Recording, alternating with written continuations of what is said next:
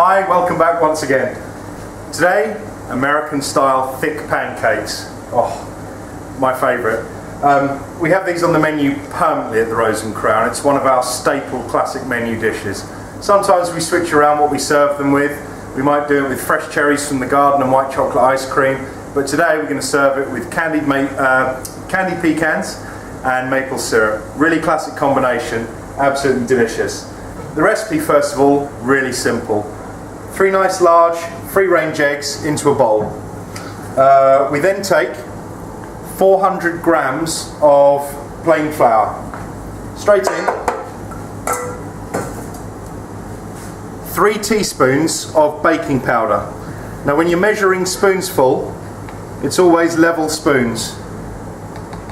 So be careful not to use heaped spoonsful. So 3 of these.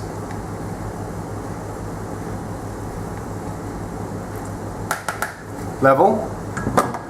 Then we've got 110 grams of caster sugar. Everything straight in. A good pinch of salt, equivalent to around 1 to 1.5 teaspoons of salt. And then we have 450 grams, which we actually weigh, but exactly the same as 450 millilitres of semi-skimmed milk. Everything all in together. Just with a hand whisk, bring it all together in the bowl. Gently at first, because you don't want flour going absolutely everywhere and covering you and the work surface. Be quite vigorous with it. Some things in the kitchen you need to actually get stuck into. You want a nice smooth batter. Give it a good whisk until you've got a really nice smooth homogeneous batter with no lumps.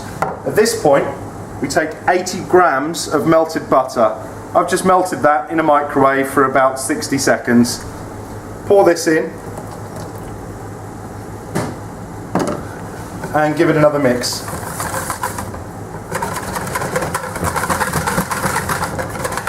And what you're left with is a very thick, much thicker than a Yorkshire pudding batter. It's still pouring consistency, but we're looking for nice light fluffy pancakes that will actually rise. This is not a classic French crepe recipe. If we take a bit of the mixture, put it back into the jug that the milk was in,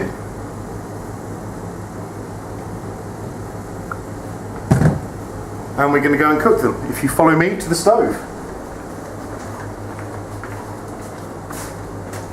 Now, a couple of things we're going to do here. First of all, we're going to candy the pecan nuts. So in a pan here, I've got 2 big spoonsful of icing sugar, 1 teaspoon of water, and a handful of pecan nut halves. We take this and put it onto a heat, turn the heat up, and we're going to let the heat build up in the pan. And quite often with sugar work, you don't want the sugar to crystallise, but that's exactly what we want to happen here. We want to form a nice, coarse sugar coating all around the pecans. And we do that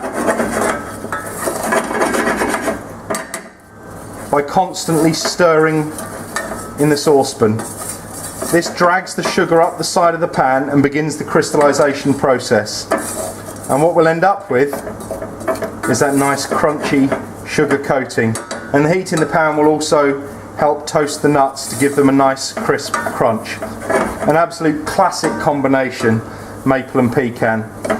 And we actually serve this as well with white chocolate ice cream. So you've got quite a high heat under the pan, and this isn't something that you can just leave and go away and do something else. You do need to stand over it, and you do need to keep stirring it.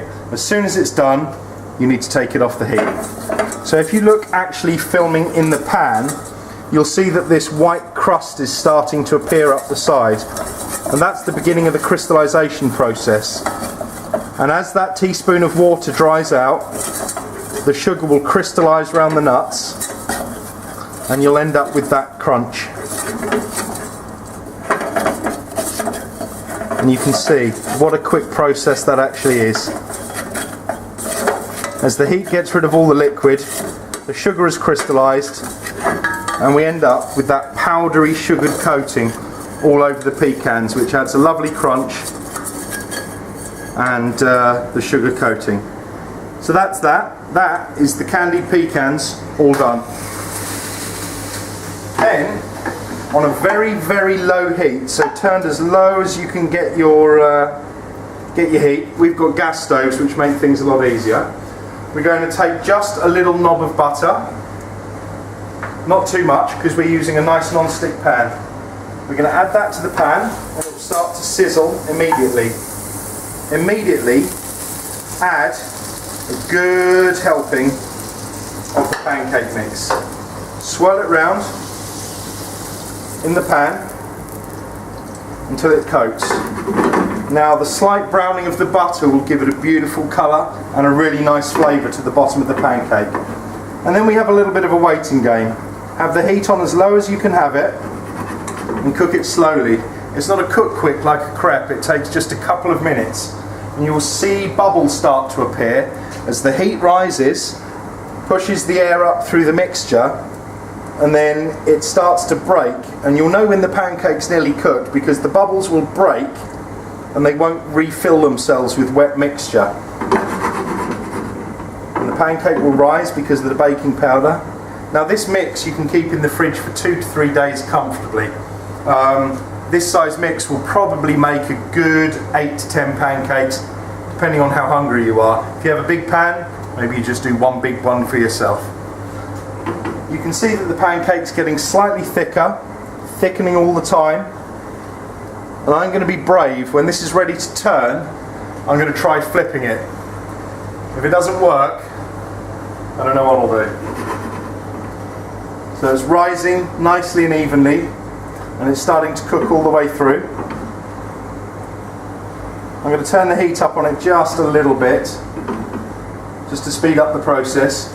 You can also cook the pancakes a couple of hours in advance and just cover them in a tray with cling film, interleave them with greaseproof paper, and you can actually just warm them again in a microwave or even in a very low oven and serve them straight from there, so you don't have to worry about cooking things to order if you're having a dinner party or you've got guests over.